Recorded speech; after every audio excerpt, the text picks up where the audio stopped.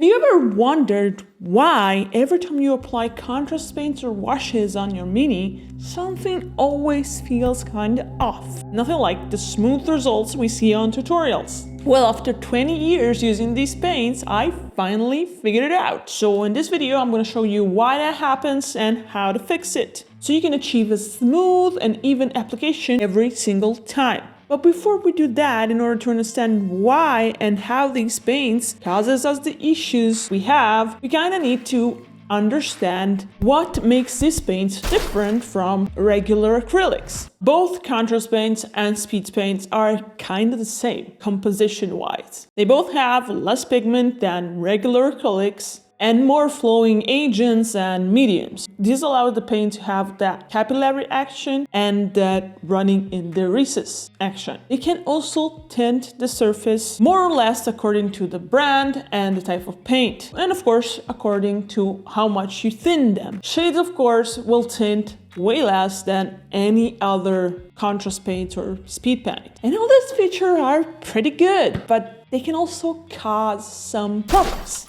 Okay. What problems? Patchiness, staining, glossy or weird finish. The properties of these paints really shine on texture surface, but on bigger and flatter surfaces, they struggle quite a bit. They kind of suck. But why? What causes this? Is it even possible to have smooth application on flat surfaces? Well, to answer that, we need to take a look at how pro painters use contrast paints.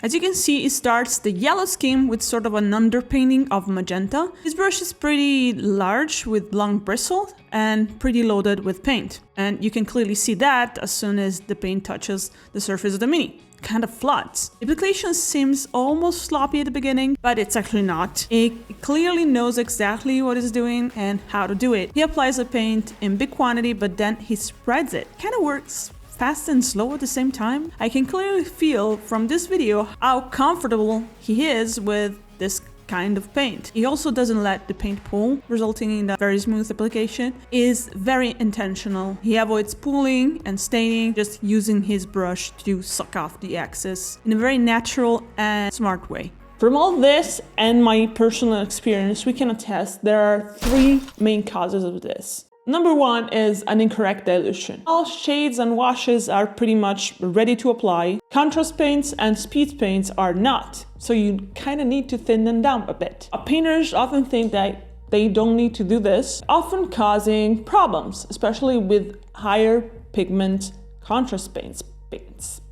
Some paints are very strong and they need to be thinned in order not to cover completely the surface. Number two, incorrect loading. Painters often load their brush way too much or way too little, which can cause either flooding and pooling, but also kind of weird texture, paint being dragged and Number three, incorrect application.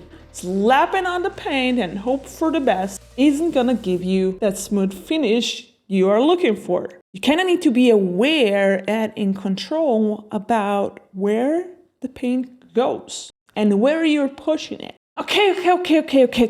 But how do you fix it? How?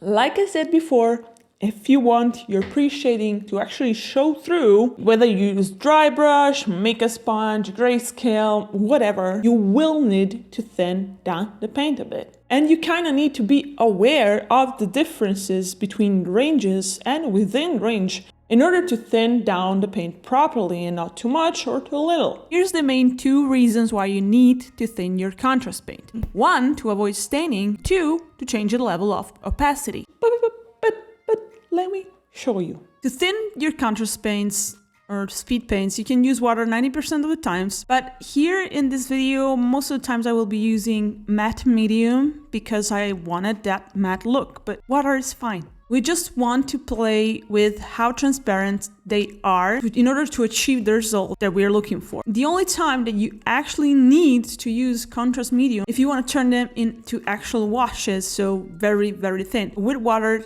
they will separate and have an ugly effect. So don't do that. In order to nail the consistency, it's important to always test it before you apply it. On a plastic or strip, paint it with whatever light color you usually use. Another thing you need to understand is the concept of opacity and transparency. The paint isn't opaque or transparent, but it can be placed on a continuum according to the percentage of opacity, aka the covering power it has. Contrast paints and washes are transparent paint, but some paints are more pigmented and they can cover almost around 90%, which you probably don't want. You thin them to achieve the desired results. But there's also another reason. These more pigmented contrast paints or speed paint are usually a bit harder to apply as well. While thinner paints like yellow can be directly applied straight from the pot, if you do that with more pigmented paints, you're gonna have a bunch of staining, even if you're kind of controlled in application. So you need to properly thin your contrast paint, especially the more pigmented one. If you're struggling to understand paint consistency, you can see you can't escape that even with contrast paints. You need to check out my course, The Foundation System, where I break down in a system the basics of miniature painting that no one ever talks about. So improve, support channel. Check the link in the description. Now back to our contrast paint. Before we apply it, we kind of need to fix the second thing, which is loading the brush. Application and brush loading kind of go hand in hand, so I'm gonna show you how to do it properly directly at the same time. For these paints, it's best to use a brush with longer bristles that can hold more liquid and help you spread it better and more evenly. Loading and application are slightly different for very pigmented colors versus not very pigmented colors, but in both cases, you don't want the brush too full of paint or on the other end with too little paint. The amount you need to have on your brush is pretty different from what you're used to with acrylics. It's loaded, but not as much that you totally lose control of where it goes. Less pigmented colors are more forgiving. You can load the brush more. Still, you need to be careful when you apply it, especially if the areas are bigger. For example, a Space Marine armor plate versus like an elder. After I thinned and loaded my brush, I needed to remove a bit of the excess. I can do this on my hand on a paper towel. Just be careful about paper towels because they tend to suck more than they need to. Sucky. Yupas. With more pigmented paints, the application is more challenging because you need to be really careful or you'll achieve that ugly staining and bad result overall. I go area by area using the whole length of a brush, being careful of doing it 360 on a certain part of the model, otherwise you're gonna leave that mark. So during this demo, it kind of happens a few times because I got distracted by stuff. Gotta go around the whole part so you don't leave that mark of staining, and you gotta do it kind of quickly. You can see on smaller surfaces that was much easier because with this bigger brush pretty much covers the whole area. On Space Marine armor plates though, you need to guide the paint where it needs to go. You can see here I start applying the paint in the areas that turn away from light, aka shadows. And then I guide the pigment in the areas facing the light, but always having that brush stroke move towards the shadows and not towards the highlight. More pigment in the shadows and less pigment in the highlights, creating a gradient. Always control the brushstroke direction to go in the shadows and be extra careful in the highlight areas where you really don't want staining to happen.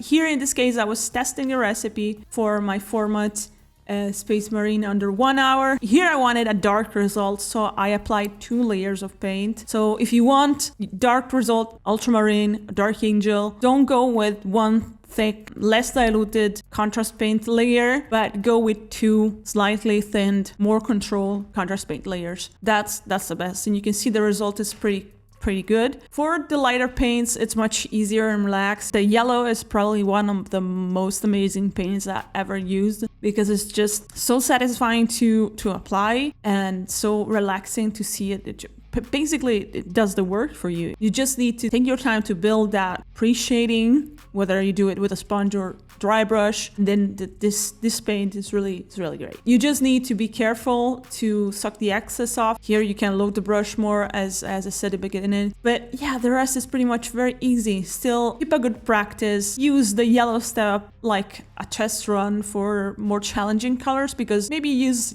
this easier and more relaxed colors to practice for harder ones. And then you can decide to build up with regular paints and push the volumes and the contrast even more, or you can just leave it like this. But if you really want to do it in a way that's realistic and it doesn't look like a painted toy soldier, you need to watch this video here where I explain exactly how to do that with a dry brush. See you there. Oh, see past me there. It was back in January. I think it was 2020.